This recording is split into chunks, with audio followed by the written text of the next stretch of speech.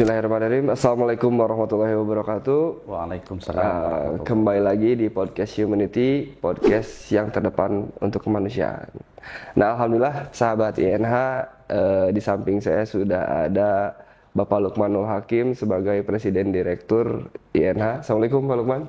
Waalaikumsalam warahmatullahi wabarakatuh. Alhamdulillah nih lagi luang waktunya, jadi kita akan ngobrol-ngobrol tentang yang sedang terjadi di dunia ini, yaitu antara Palestina dan Israel. Oke.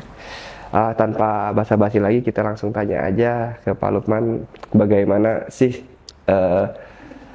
kejadian sekarang ini antara Palestina dan Israel? Bagaimana Pak Lukman? Ya, baik. Assalamualaikum warahmatullahi wabarakatuh. Sebagaimana kita ketahui bersama, telah terjadi tragedi kemanusiaan antara Israel dengan Palestina. Dan ini adalah tragedi yang menimpa Palestina terburuk sepanjang penjajahan Israel. Kenapa terburuk? Karena selama ini tidak pernah terjadi pertarungan atau peperangan antara Palestina dan Israel di dalam wilayah Israel. Tapi tahun ini terjadi, akhirnya mereka melakukan serangan membabi buta, menghancurkan semua gedung dan juga sipil-sipil semua yang ditarget, yang akhirnya terjadilah bencana kemanusiaan yang luar biasa. Korban anak-anak sudah ribuan, perempuan dan juga gedung-gedung sudah ribuan yang hancur. Bahkan serangan tahun ini itu menyasar kepada tempat-tempat yang seharusnya menurut konvensi PBB itu dilarang, seperti sekolah, masjid, bahkan rumah sakit, semua dihancurkan. Dan ini saya lihat adalah tragedi kemanusiaan terburuk dari seluruh perang yang terjadi di dunia ini. Dan ini disaksikan oleh miliaran mata dunia. Bagaimana kekejian kaum Zionis membantai, membunuh, mengusir seluruh warga yang ada di Palestina hingga saat ini. Inilah keprihatinan kita. Karena belum ada langkah konkret dari dunia, khusus dari PBB, juga dari negara-negara Muslim untuk meredakan terjadinya konflik yang ada di Palestina tahun ini. Begitu, Pak Eka. Jadi memang sangat luar biasa ya. Saya pun kalau melihat video-videonya memang sangat tidak kuat ya. Tapi banyak video yang tidak bisa disebarkan di media sosial yang tidak untuk layak konsumsi publik ya. Cuman kalau sahabat Yana lihat, mungkin hatinya pun akan terenyuh melihat kejadian ataupun korban-korban tersebut. Ini memang kejahatan kemanusiaan, bukan masalah agama, memang konflik. Karena memang faktanya pun orang Yahudi banyak di media sosial. Saya tidak ada masalah dengan Palestina. Orang Katolik, orang Kristen, semuanya sebelum datang Israel itu memang awalnya rukun-rukun saja ya. Betul. Jadi kalau masih ada yang mendukung Israel tuh menurut aku dengan alibi agama memang tidak masuk akal. Tidak masuk akal. Tragedi kemanusiaan di Palestina itu berawal dari yang rencana dibentuknya negara Zionisme, organisasi Zionis yang dibentuk oleh Theodor Herzl. Ya, sebelum adanya Zionisme itu antara Islam, Kristen dan Yahudi itu hidup rukun di Palestina itu. Tidak ada masalah, mereka ibadah. Muslim dengan masjidnya, Yahudi dengan sinagognya, terus Kristen dengan gerejanya itu. Nah, disitulah pada saat mulai 1917 masuklah tuh negara Inggris menjajah. Nah, sejak saat itu memang betul-betul terjadi pergolakan di Palestina. Lalu ada yang mendompleng ini salah satu organisasi namanya Zionis. Dia meminta tanah yang seperti yang dijanjikan oleh kitab sucinya. Nah, sejak saat itulah agen-agen orang-orang di Zionis ini melobi Inggris untuk meminta lahan. Makanya akhirnya disepakatilah Inggris minta ke PBB untuk coba ada solusi membagi dua wilayah, antara wilayah untuk Palestina dan wilayah untuk Israel. Sejak tahun 47, setelah 2 dekade dalam peperangan, akhirnya Zionis mulai mendeklarasikan negara Israel pada tahun 1948. Nah, sejak saat itulah semua tragedi-tragedi kemanusiaan terhadap warga Palestina, baik yang Muslim ataupun yang Kristen, itu terjadi hingga saat ini. Biasa. Memang berbicara Palestina ini memang sangat berat banget sih menurut saya ya. Karena sangat kuat-kuat, bahkan anak kecil pun sudah tidak merasakan ketakutan melihat rudal atau apapun itu, biasa saja, karena dan mereka sudah siap untuk menyusul almarhum orang tuanya gitu. Sekarang saya akan tanyakan bantuan apa saja yang sudah diberikan oleh INH dan sejak kapan sih INH ini membantu Palestina? Ya. INH berdiri pada tahun 2018 bersama Ustadz Muhammad Hussein untuk mengimplementasikan program-program kemanusiaan di Palestina. Yang alhamdulillah beliau bermukim di sana, jadi beliau itu sudah mengetahui kondisi di lapangan sana. Dia paham bagaimana kondisi di sana, geografis, teologinya, bahas segala macam. Nah, akhirnya kita bisa menemukan konsep bagaimana kita bisa meringankan atau membantu beban saudara kita di Palestina. Dan sudah berjalan, alhamdulillah, beberapa banyak program-program bicara masalah kayak halaqah tahfidz, terus program kafala dai, terus untuk yatim dan duafa, korban perang, semua kita jalani.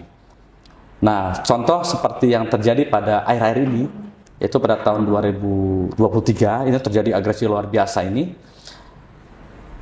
Pertama terjadinya serangan dari pejuang-pejuang Palestina, itu tanggal 7 Oktober. Lalu kami menilai bahwa ini harus segera melakukan pemantauan.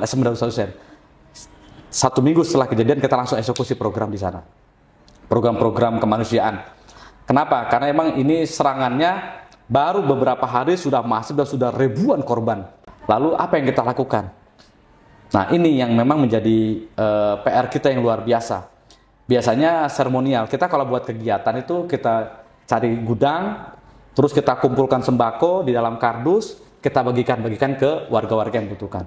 Tapi melihat kondisi yang tidak memungkinkan, ada beberapa faktor. Yang pertama ada himbauan dari pemerintah untuk tidak boleh melakukan kegiatan kumpul-kumpul karena khawatir akan memancing perhatian dari drone atau pesawat tempur Israel. Yang kedua juga ada himbauan pemerintah untuk tidak keluar dari tempat. Akhirnya kami melihat bahwa ini sudah harus bergerak sebenarnya. Harus bergerak. Akhirnya kita mencari plan A, plan B. Lalu ada menemukanlah konsep baru, yaitu strategi membagikan cash money, uang cash. Tapi tidak berikan uang ya, karena akhirnya kita konsepnya adalah dengan merubah dari uang cash ini menjadi kupon untuk belanja. Kita cari tempat, karena bantuan belum ada yang masuk, karena gerbang Rafah sedang ditutup. Jadi kita mencari stok yang ada di dalam. Nah, salah satunya adalah Golden Market. Golden Market yang ada di Khan Yunis. Kita kerjasama dengan beliau, dengan pihak mall, lalu kita bagikan kupon-kupon warga. Kita batasi 200 orang terus untuk bagaimana mereka bisa memenuhi kebutuhannya dengan kupon. Kalau tidak, satu kupon ini sekitar 100 shekel. Shekel itu mata uang Israel. Atau kalau dirupiahkan sekitar 400.000 rupiah. Mereka bisa belanja kebutuhan-kebutuhan mereka. Lalu kan ini tidak ada kerumunan, jadi mereka pulang, datang lagi, mereka pulang, seolah-olah kayak mereka sedang belanja. Ini menghindari aturan pemerintah. Yang kedua, contoh begitu kita selesai dari acara distribusi kupon ini, kami coba asesmen ke tempat-tempat pengungsian, baik sekolah-sekolah PBB ataupun juga di tempat-tempat penampungan yang sudah difasilitasi oleh PBB. Dan ternyata luar biasa, di sana itu ada kendala bahwa semua pihak itu belum ada yang bergerak masif, sedangkan kebutuhan urgensi mereka adalah perut. Karena lapar, anak-anak yang belum makan sebagainya. Akhirnya kita mencari hewan. Waktu itu kita membeli sapi 450 kilo, kita beli 2. Kita sembelih, kita masak, dan kita bagikan ke ribuan pengungsi yang ada di Gaza Selatan, terutama di Khan Yunis. Nah, itu program-program ini yang yang tidak bisa kita kumpulkan mereka untuk makan, tapi kita sendiri akan mengantar mereka. Ini menjadi strategi bagaimana menghindari himbauan pemerintah tadi, dan juga meminimalisir korban. Kalau kita kumpulkan mereka tiba-tiba dibom, itu korbannya akan semakin meningkat. Lalu yang ketiga, hasil asesmen itu kemudian kita menemukan bahwa ternyata ini di pengungsian mereka ini membutuhkan tempat tidur. Mereka sangat karena mereka di musim dingin ya, mereka mungkin butuh selimut. Akhirnya kita coba pengadaan, kita cari di toko-toko terdekat di situ yang memiliki barang-barang kebutuhan seperti selimut dan kasur. Kita borong, kita distribusikan ke pengungsi-pengungsi yang ditempatkan oleh PBB. Dan baru itu program-program yang kita eksekusi hingga saat ini dan terus berlanjut sesuai dengan kondisi di lapangan. Dan lagi-lagi ya, ketika uang ada pun masih bingung untuk distribusikan karena susahnya di sana ya, disesuaikan dengan apa ya namanya, kondisi ya. Tadi ada yang bilang kumpul-kumpul tidak boleh ya. Jadi tidak semudah itu ya Pak, kita pun memikirkan teknik-teknik apa yang bisa bantuan itu bisa didistribusikan ya. Memang kita ini dipaksakan untuk improvisasi. Jadi begitu ada kebijakan keluar dari pemerintah, ini kita harus menyesuaikan kira-kira program apa nih yang kita juga tidak melanggar aturan ini, tapi juga warga bisa terpenuhi kebutuhannya. Karena melihat kondisi perang yang memang mencekam, akhirnya kita coba mencari solusi-solusi agar program-program ini bisa tersampaikan. Kan begitu Pak. Saya lihat dan alhamdulillah ini diterima dan disambut luar biasa oleh warga Palestina karena tidak banyak NGO yang melakukan eksekusi di tengah hantaman rudal, baik dari pesawat atau dari drone maupun dari darat yang masuk ke Gaza. Biasanya memang ini menjadi kegelisahan NGO untuk mengeksekusi program-program ini. Alhamdulillah kita karena mempunyai orang di Palestina langsung ya, Bapak Ustadz Muhammad Hussein, jadi untuk pendistribusian bantuan dari saudara-saudara kita di Indonesia ini bisa cepat sampai ke sana ya Pak ya. Sesuai dengan namanya IANA kan International Networking for Humanitarian, memang kita tidak melihat agama yang akan kita bantu ya, tapi kita lihat manusianya ya. Terpas lagi itu saudara kita juga, kaum muslimin juga. Nah, untuk hubungan Indonesia dan Palestina itu saya dengar sedikit ada sejarah yang cukup emosional yang antara Indonesia dan Palestina. Mungkin Bapak boleh ceritakan sedikit seperti apa Pak? Ya, ini yang menarik sebenarnya. Kenapa kok Indonesia ini begitu dekat dengan Palestina? Jadi memang ada sisi sejarah yang banyak masyarakat tidak tahu. Dan ini sudah kami sampaikan waktu saat kami keliling Indonesia. Jadi perlu kita ketahui juga ya, ini Mas siapa? Mas Eka ya. Jadi begini, Indonesia merdeka tahun berapa? 1945.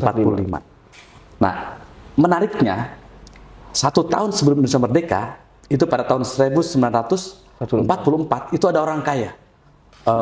Saudagar, mungkin kalau sekarang itu istilahnya miliarder. Yaitu pengusaha media. Dan juga pengusaha media cetak dan juga salah satu pengusaha properti. Pada tahun 1944 itu dia memanggil utusan Soekarno namanya Muhammad Zain. Waktu itu Muhammad Zain adalah panitia PPKI, persiapan kemerdekaan Indonesia. Dipanggil dia ke Bank Arabia.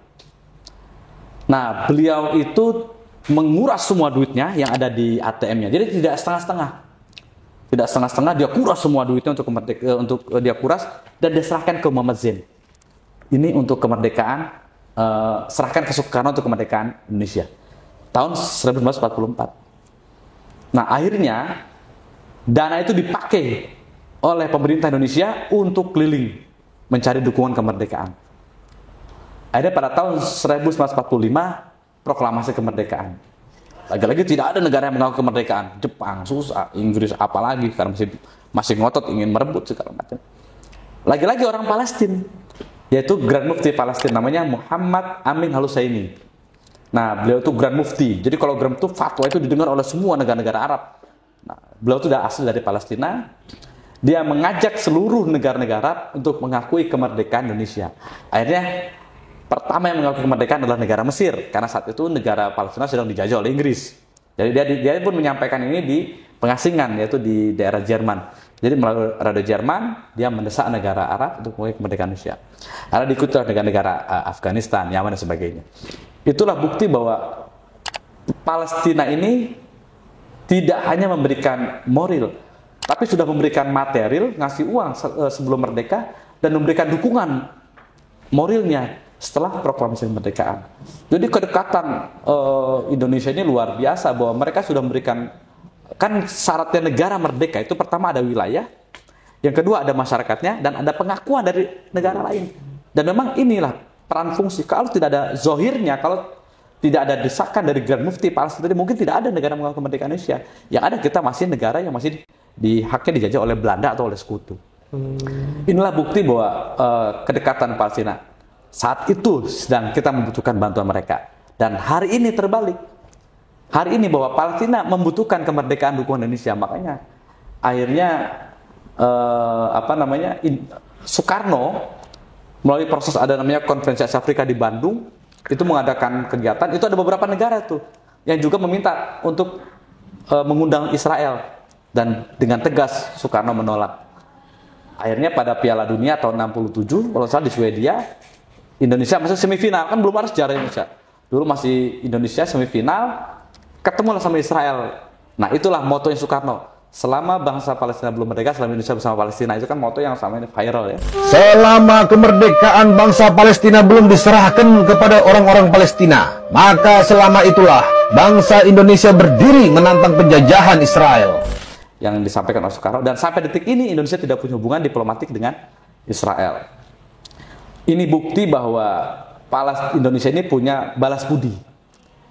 Kemarin mereka membantu kami, dan sekarang mereka membutuhkan bantuan dari Indonesia untuk kemerdekaan negara Palestina. Tuh, alhamdulillah ya. Memang lagi-lagi luar biasa. Memang kita ada kedekatan emosional antara Palestina. Ternyata Palestina ini mempunyai jasa untuk kemerdekaan Indonesia. Betul. Ya. Ya itulah yang harus teman-teman atau sahabat INH ketahui. Bahkan saya sering lihat video ketika lagi 17 Agustus di Palestina juga sering merayakan ya. Ada bendera-bendera Indonesia ya. Salah satunya juga Ustadz Muhammad Hussein di sana suka membuat lomba-lomba ya waktu di 17 Agustus. Oke, teman-teman, mungkin cukup sekian podcast hari ini dengan Bapak Presiden Direktur INH yaitu Pak Lukman. Terima kasih Pak atas waktunya Pak. Sama-sama. Jadi sahabat INH yang ingin berdonasi ke Palestina, kita masih buka selebar-lebarnya, bisa melalui lewat kita bisa /darurat gajah 2023 atau bisa klik link di deskripsi video ini ya. Oke, terima kasih sudah menonton video podcast hari ini. Jangan lupa like, comment, and subscribe, dan share sebanyak-banyaknya biar banyak yang dapat menonton video ini ya Pak, dan banyak juga yang ingin membantu Palestina. Terus berjuang untuk kemanusiaan, sedikit dari kita sangat berarti bagi mereka. Assalamualaikum warahmatullahi wabarakatuh. Waalaikumsalam warahmatullahi wabarakatuh.